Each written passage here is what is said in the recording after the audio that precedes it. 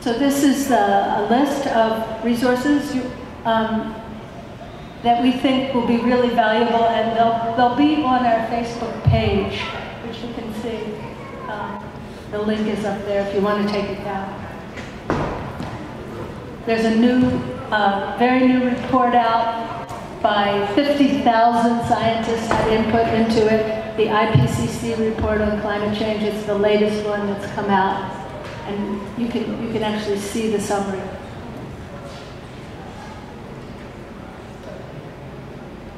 Okay, so only to highlight some examples of concerns that came during this first year of this project. A lot of concern, of course, with emergency services, evacuation, how are we prepared or not for some of the things that are coming up. But also, we see a lot of, for example, homeowners already concerned with insurance going up, flood insurance and others. And so we want to use this opportunity to again ask you to take a look at the survey that we share with you, but also to ask you, what do you want the policymakers to be paying attention when we talk about sea level rise? Do you have any, because this project is really to assess what the community wants, what are the priorities. So we want to use this opportunity to open the mic again if you want to share anything that you want policymakers to be aware and really work on in terms of sea level rise. So anyone want to share something about, hey, I think that policymakers should be paying attention on? Is there anything that you want to share with us?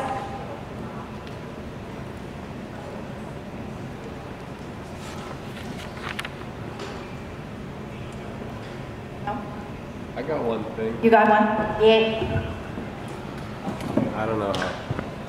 Okay. I guess my more immediate concern is somewhat about sequel like that, and the money, those things, and the fact that so many people have been paying insurance and flood insurance for so long, and maybe the insurance companies kind of help put the bill for that kind of adaptation.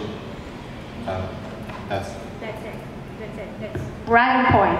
It's usually like things like this, some ideas that we think that are obvious that sometimes policymakers don't make the connection.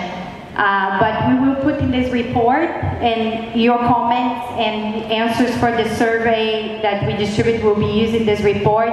We will be releasing this report with comments like this and others that we collect throughout the year on a report that will be available on our Facebook page and a web page as part of the Earth Day Marin website.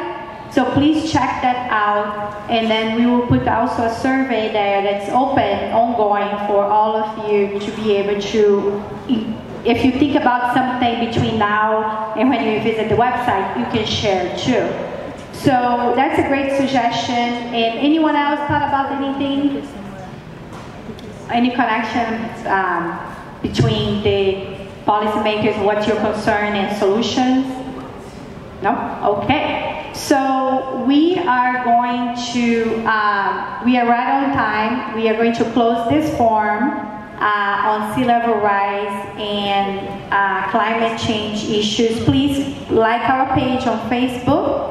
It's Shore Up Marin Coalition. And also we have a page as part of the Earth Day Marin website. It's earthdaymarin.org/shoreupmarin.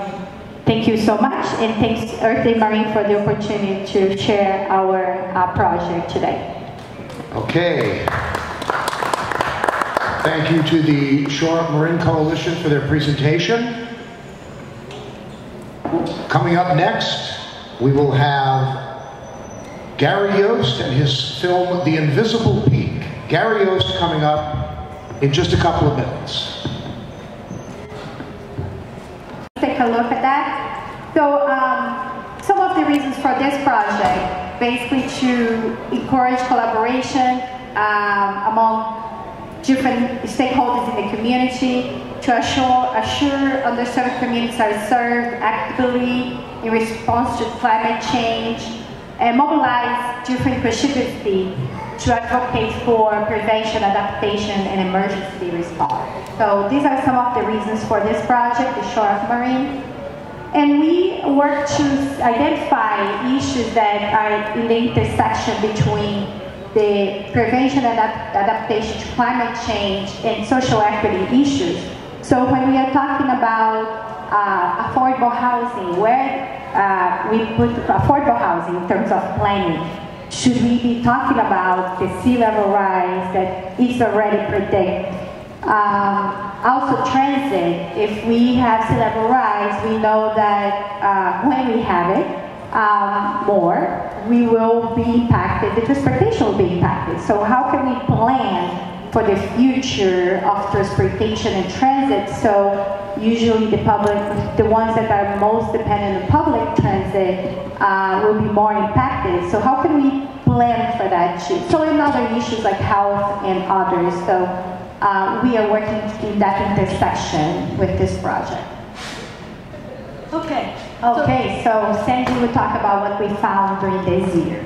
So we're going to just take a little time to tell you what we've learned so far. First of all,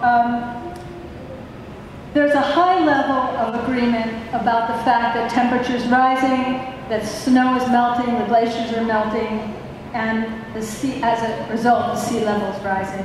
The question is, how fast and how much? And to answer that, scientists have put together different maps. The map that's probably used the most is the NOAA map, the National Oceanographic Atmospheric Administration map. And that map looks at 1 foot intervals of sea level rise. And so you can go to it and you can click right into where you live, and you can see how much vulnerability and risk is projected for where you live. We're going to show you the links to, for example, to the maps, and you can also get them on our website. One of our people in the audience mentioned BCDC, the Bay Conservation and Development Commission for the Bay Area, and they've also put together a map that's at 2 stages, 15 inches and 55 inches, and basically looking at 15 inches for about the middle of the century and 55 for the end. And now I know they're starting to get more subtle with the shift, because it's very hard to know exactly where to hone in on how much the sea will rise. The FEMA maps are based mostly on the history of what's happened with flooding. So here we have a current map of Marin, and what you can see, oh, I forgot my laser, but it's okay. The green areas are low-lying areas in Marin, and they're basically Novato, parts of Novato, San Rafael, Belvedere, Tiburon, and Tam Valley. So you'll see when we get to 1 foot, a little less green and more blue, because the flooding, they're predicting the flooding. So here we are at 1 foot. And that area that was green before is now blue. And here we are at 4 feet. So you can see that at 4 feet we're really looking at a lot of water. And I encourage you to go to the NOAA map, the NOAA tool. Marin County has put together a beautiful tool that is based on the NOAA data, but you can also, it shows you overlays of the water infrastructure and the sewage and where emergency shelters are.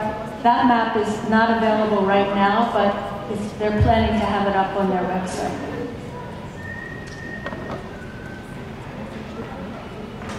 So that gives us a starting point to have conversations with planners in communities about vulnerable populations.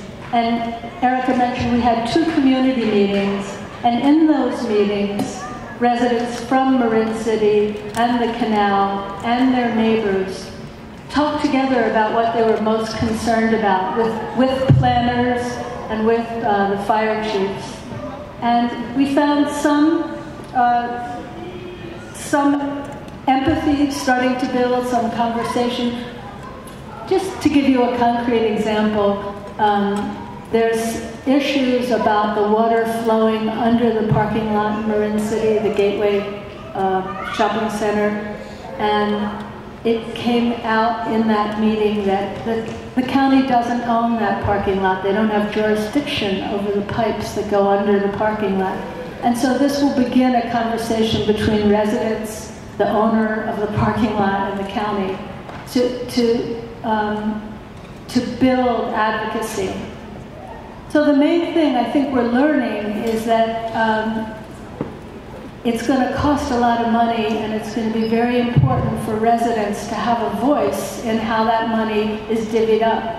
And we talked with planners about different types of strategies to address the problem. There's adaptation, which has very hardscape levees and seawalls that can be built, but there's also ecosystems that can be, and marshland that can be built up to address this absorbing the water. So those are the kinds of conversations that we're having in these meetings, and our goal is to find residents who want to participate on policy-making subcommittees. We've already enlisted one resident, and we're hoping that environmental groups will be willing to partner with us to help educate and then to build leadership for advocacy. So that's where we're headed.